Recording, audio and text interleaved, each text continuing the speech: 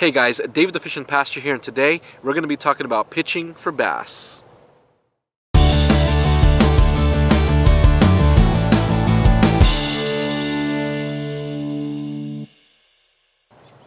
So normally you hear people talking about flipping and pitching. Today I'm really just going to be focusing on the pitching side of that.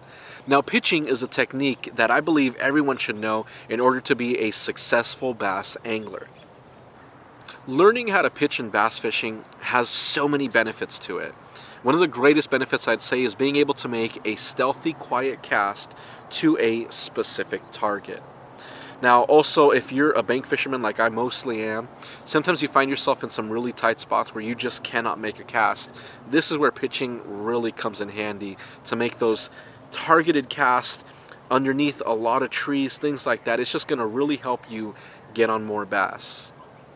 Also, if you're on a boat or a kayak and you're trying to cover some water, it's easy to really pitch out there and bring back your lure and cover a lot of water in a short amount of time with short distances. It also helps you, again, be stealthy and quiet so you're not scaring off fish with loud casts. So we're going to talk about the technique of pitching, and we're also going to talk about the gear that is best suited for this technique. So when it comes to pitching itself, basically what you're doing is you're using the momentum of your lure as it falls and your wrist to make that cast. Now, it's this kind of wonderful cooperation between the lure, between your wrist and your thumb as you feather. Now, like I said, it's really important that you feather with your thumb, because if you let it go and you raise your rod tip and you don't release with your thumb, you're going to hold that line, you're just going to it's just going to plop back down, and that's not going to work. So you're determining with your thumb how much line is coming out, how quickly it comes out or how slowly it comes out, and that's going to help determine whether that lure is going to fall softly and quietly in the water as well. So pretty much what it is you're letting the lure fall.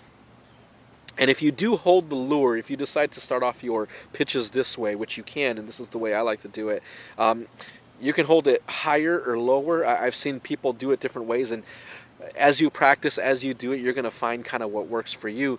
But I noticed that if it's higher, usually, then it tends to, like I said, lob a little bit. So I'd recommend holding a little bit lower, a little bit kind of closer to your reel, not right on the reel, not super close, but a little bit closer. But again, you find what's comfortable for you.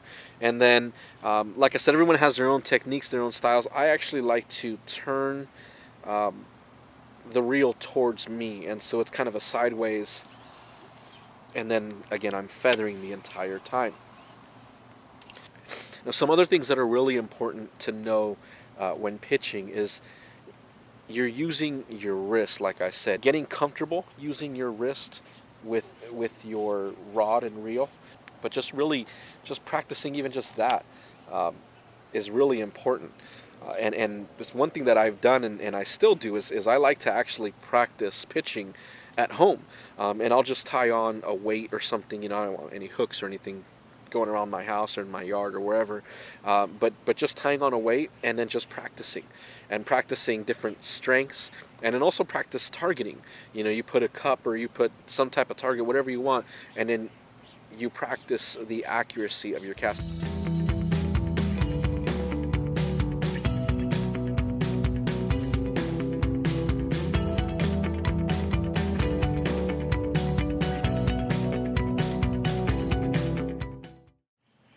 Let's talk about the gear that I would recommend for pitching. So starting off with the rod, I'd recommend anything from a medium heavy and up. So medium heavy, heavy, extra heavy, and that really depends on kind of where you're throwing your lures, the type of cover you have, and you know that based off of where you fish.